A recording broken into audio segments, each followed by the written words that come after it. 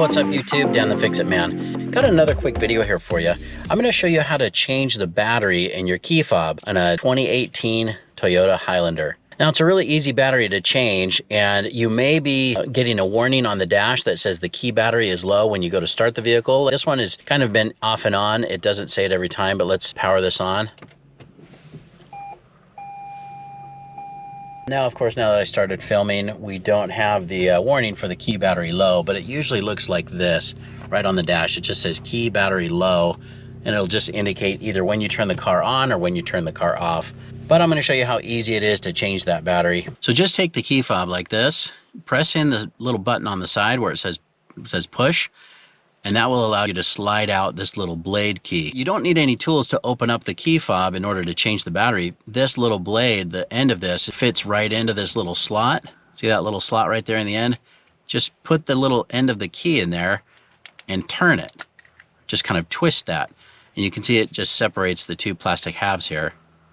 And then this piece, just turn it over and this little chip or circuit board will fall out. And here's your battery. The battery's just kind of held in by these little spring-loaded little plastic clips, but it's not very hard just to kind of give that a little pull and you can take that out. You can see the positive side is up.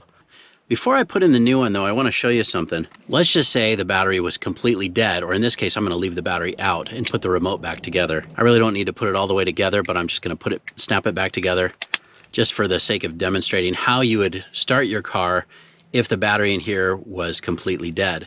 So all you have to do is just face the Toyota symbol right down here on your power button. You put your foot on the brake like you normally would, and you hear that beep. Then you just hit the power button and you're on.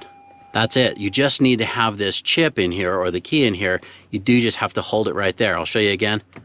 Shut it off just like you normally would. But see, if you just put it there, it doesn't do anything. You do have to put your foot on the brake, and then you hear it beeps.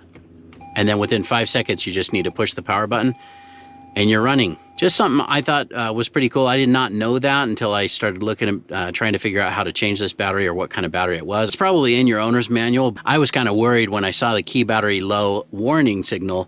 I thought, man, I better get that battery swapped out or else I'm gonna get stranded somewhere. Again, just the little end of the key, pop it in that little slot and twist it. This will pop right open.